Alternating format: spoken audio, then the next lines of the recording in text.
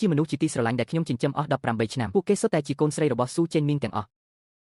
ត្រកូលស៊ូរបស់ពួកយើងមិនមែនគ្មានលទ្ធភាពចិញ្ចឹមនោះទេចាប់ពីពេលនេះទៅត្រូវរស់នៅជាមួយគ្នាឲ្យបានល្អត្រូវហើយសុទ្ធតែជាកូនស្រីត្រកូលស៊ូទាំងអស់លីងយុនកុំនិយាយច្រើនពេកអីស៊ីរុងត្រូវបានគេថ្នមតាំងពីតូចអញគួរតែយោគយល់ឲ្យនាងខ្លះទៅប៉ុន្តែតាំងពីតូចដល់ធំខ្ញុំមិនដែលចេះអត់អន់ឲ្យអ្នកណាទេអញចង់រកងាប់មែនទេឲ្យមុខមិនយក My Life ជូនលីងយុនត្រឡប់ទៅបន្ទប់វិញចាស់ឪពុកម្ដាយដែលល្ងឹតភ្នែកឯងជាកូនច្បងកូនទី2ដែលកាច់សាហាវប្អូនស្រីតូចអ្នកស៊ើបអង្កេតគួរឲ្យរំភើបណាស់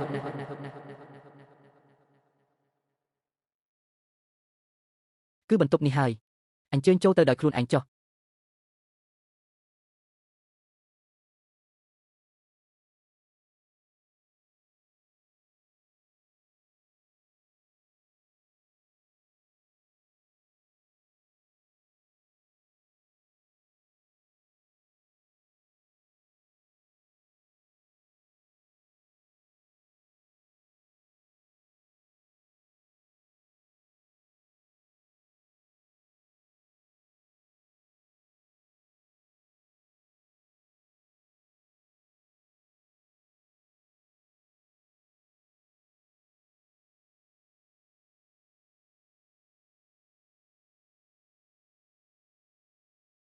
ធ្វើជាកូនស្រីអភិជនវាងាយស្រួលណាស់មែនទេ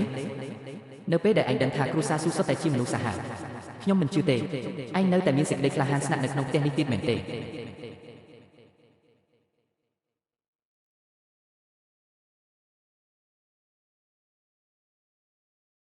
ស៊ូលេងយ៉ាន់ម្នាក់នេះហ៊ានឲ្យគ្រួសារយើងទាំងមូលរងចាំគេញ៉ាំបាយ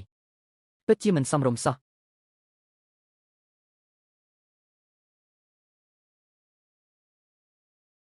ខ្ញុំមើលទៅដែនខាងនេះប្រហែលជាមិនបាច់ទុកទៀតទេ